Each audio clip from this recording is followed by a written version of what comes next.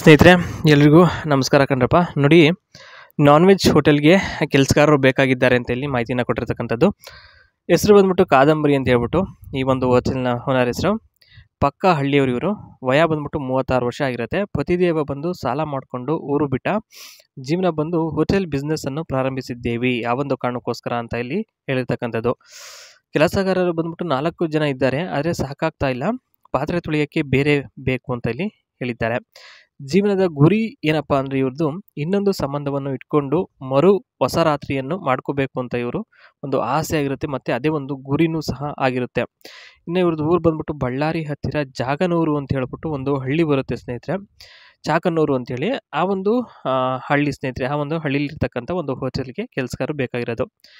ಇನ್ನು ನೋಡಿ ಯಾವ ರೀತಿ ಇರುತ್ತೆ ಕೆಲಸ ಅಂತ ಇಲ್ಲಿ ಹೇಳಿರ್ತಕ್ಕಂಥದ್ದು. ಮೊದಲನೇದಾಗಿ ಹೋಟೆಲ್ನಲ್ಲಿ ಮಲಗಲು ಎಲ್ಲ ವ್ಯವಸ್ಥೆ ಇದೆ, ಆಯಿತಾ. ಒಂದು ವೇಳೆ ಮನೆಯಲ್ಲಿ ಮಲಗಬೇಕು ಅಂದರೆ ಏನು ಮಾಡೋಕ್ಕಾಗಲ್ಲ, ಮಲಗಿಸಿಕೊಳ್ತೀನಿ ಅಂತ ಇಲ್ಲಿ ಹೇಳಿದ್ದಾರೆ. ಮನೆಯಲ್ಲಿ ಮಲಗಿದ್ರೆ ಊರು ಬಾಗಿಲು ಕೊಡೋಕ್ಕೆ ಆಗಲ್ಲ, ಅಂದರೆ ಇವರ ಒಂದು ಸಾಮಾನು ಕೊಡೋದಕ್ಕಾಗಲ್ಲ. ಏಕೆಂದರೆ ನಂದು ಸಣ್ಣ, ಜೋರಾಗಿ ಮಾಡಿದ್ರೆ ಪಟ್ ಅಂತ ಶಬ್ದ ಬರುತ್ತೆ, ಅದಕ್ಕೆ ಆಗಲ್ಲ. ಮನೆಯಲ್ಲಿ ಮಲಗಿಸ್ಕೊಂಡ್ರು ಕಷ್ಟ ಆಗುತ್ತೆ ಅಂತ ಇಲ್ಲಿ ಹೇಳಿದ್ದಾರೆ, ಆದರೂ ಪರವಾಗಿಲ್ಲ ಅಂತ ಹೇಳಿದ್ದಾರೆ.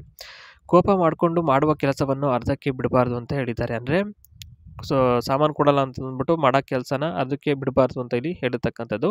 ಇನ್ನು ನೆಕ್ಸ್ಟ್, ಒಂದು ವೇಳೆ ಅರ್ಧಕ್ಕೆ ಬಿಟ್ಟರೆ ಜೀವನ ಕಷ್ಟ ಆಗುತ್ತೆ, ಯಾಕೆ ಅಂತಂದರೆ ಕೆಲಸ ಮಾಡೋರು ಕಮ್ಮಿ ಇದ್ದಾರೆ. ಆ ಒಂದು ಕಾರಣಕ್ಕೋಸ್ಕರ ಕೆಲಸ ಮಾಡಲೇಬೇಕು ಅಂತ ಇಲ್ಲಿ ಒಂದು ಅನಿವಾರ್ಯತೆ ಕಾರಣಕ್ಕೋಸ್ಕರ ಇಲ್ಲಿ ಹೇಳಿರ್ತಕ್ಕಂಥದ್ದು.